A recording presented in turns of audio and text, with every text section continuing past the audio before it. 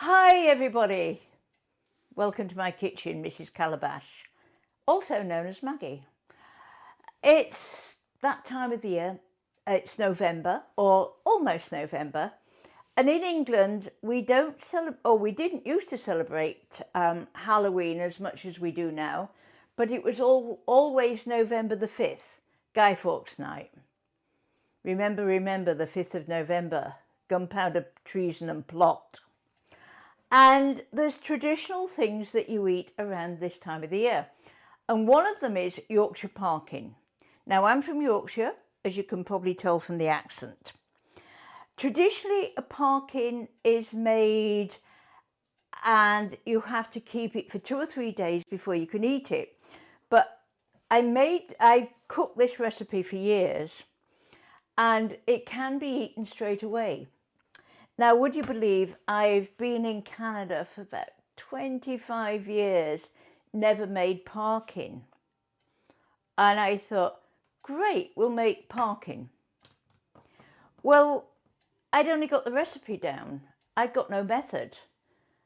And I thought, I went through my recipe books, my mother's recipe books, my grandmother's recipe books, and nobody had got the instructions.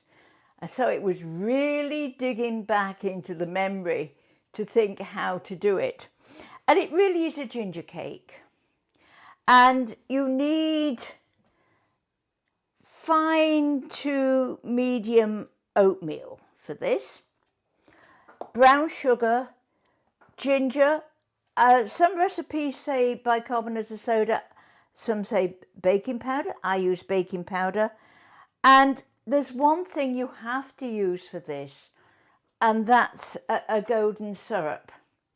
And I'm sorry guys, I don't normally advertise, but this is the only golden syrup that I know of. And you can buy it in the supermarket, we can buy it in a local supermarket or the specialty shops. And in England we use black syrup, dark syrup, black syrup. And I thought, I wonder if I could use a molasses instead of the syrup. So we're going to experiment, and I looked everything up and it said yes, you can use a molasses instead of dark syrup. So on Mrs. Calabash Cooks, there is an instruction chart telling you the difference between a golden syrup and a corn syrup, the difference between a cooking molasses and a fancy molasses. So you can get the information from there. And this is my recipe. As you say, I've ticked everything off for parkin. Now, to begin with, you have to melt the margarine and the golden syrup and the molasses together. Just very, very gently, either in the microwave or on the stove. Now, the secret when you come to weigh out, if you're weighing on the weighing scale, to weigh out syrup, is just heat your spoon first, and then it will flow off. And also, if you're using a tin of syrup like this, make sure, just stand it in some warm water and put a little oil around the edge. And as you pour it out, it won't stick. That's a trick I learnt many years ago. So, there we are. We just need to heat these until the butter or margarine. We use margarine because it really is a cake, an inexpensive cake. So let's put that into there. And we're going back over to the stove just to melt this, just until the margarine is melted. So come back to the stove with me.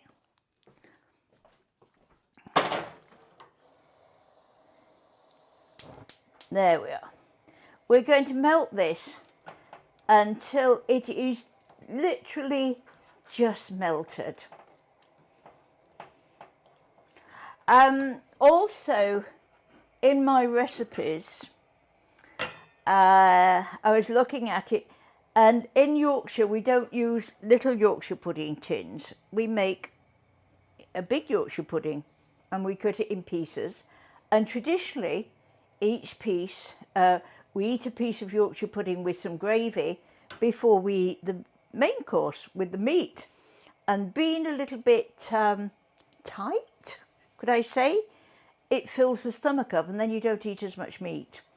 And so my recipe, which probably dates back to at least my grandmother's time, said cook it in a Yorkshire pudding tin.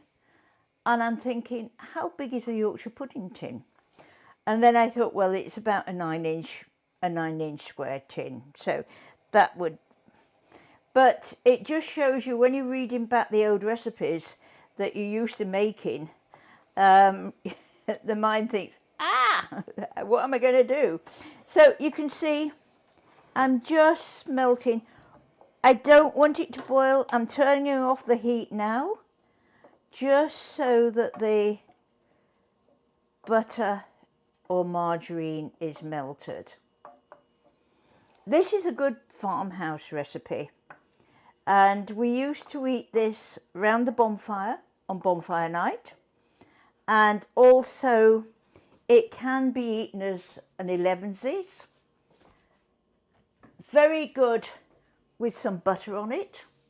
You can eat it with cheese. Very adaptable. So let's just leave that like that. And I've got flour here. I'm using all-purpose flour, brown sugar, oatmeal, and I'll show you the spices. I need this. So this is the fine oatmeal. Mix all that in together. Now I've got ginger and I've got baking powder. So they need mixing in together.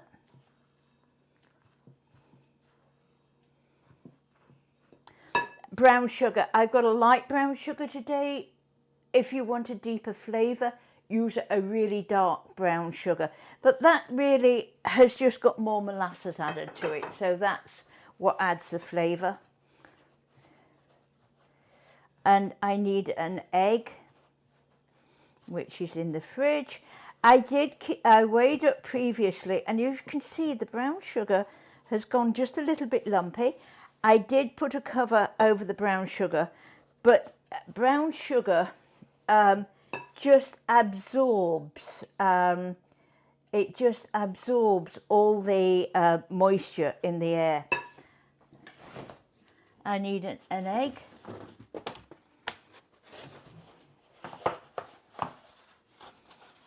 One egg.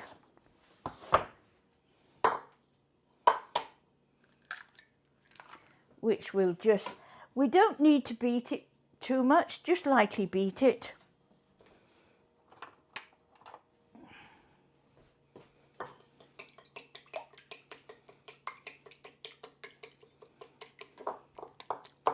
Like that. And I'm going to put that in. I was going to put it in there, but that could be still a little bit warm, and we don't want to curdle the egg. So add the egg, the warm syrup,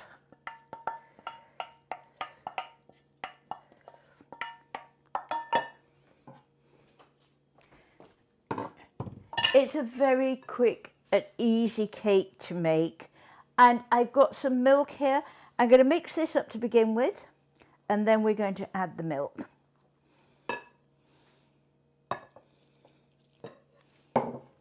I was talking to a friend the other day, and she left England when she was about 15, and she's my age. And she said, oh, I've not had Parkin since I left Whitby. And Whitby is part of East Yorkshire. So she was looking forward. She's looking forward to a piece of Parkin.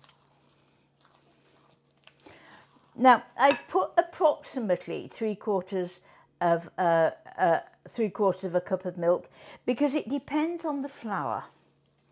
We don't, some of the flour is harder than the other, So we're just going to add gradually until we get a nice mixture.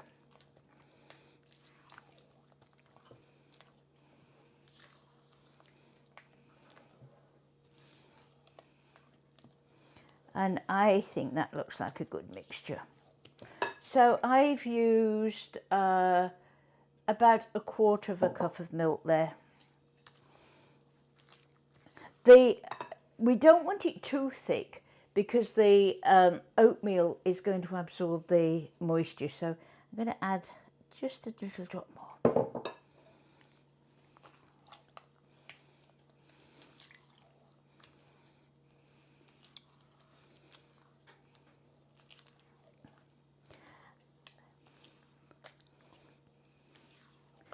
There's nothing spectacular about making this.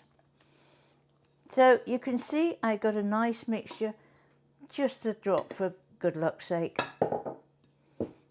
There we are. So I've used about 1/2 cup of milk. Again, it depends on your oatmeal and your flour. And now we're going to pour that into there. So let's just clean the board.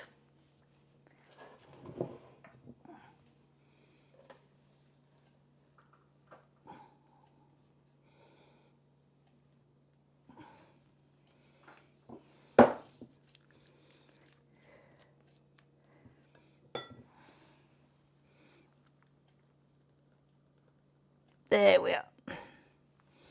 We'll scrape the last little drop out.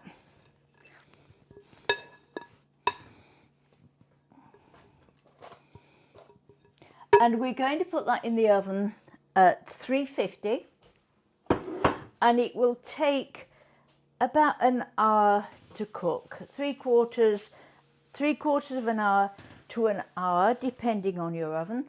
And when we put a skewer in, it's going to come out clean. So we're just going to put that in the oven for 3/4 of an hour, and then join me again and we'll see how it's cooked. So bye.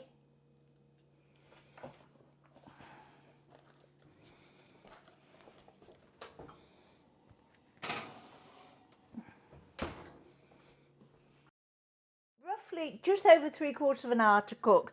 And the way I'm going to test it, I've got a wooden skewer, and look, it comes out clean. So that's the way to test.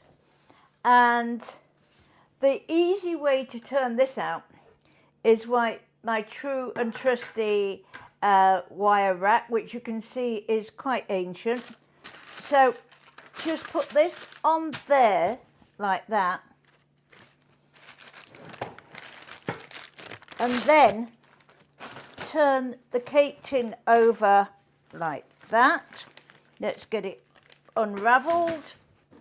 And you see, because we did a good lining job, everything just lifts out like that. And so normally I would just leave this on till it's cool, but I want to show you how to take it off. Take the paper off, especially around the bottom. Let's get rid of that. Don't pull it off in one go, because you can bring some of the cake with you. So just bring it off in strips. This is pretty good. I'm talking more the days when we had greaseproof paper rather than parchment paper. And so I'm just going to let that settle like that, and then we'll just turn it over. I've got another cooling rack. I can use this one. So put that over there, turn it over like that, and then we can just let that cool. You see, it's got the nice little cracks on the top, and that's the sign of a good parkin. And it's not got too brown around the edges. So have fun with parkin, and I will see you on Friday at 2 p.m. on Mrs. Calabash Cooks. So come and join me.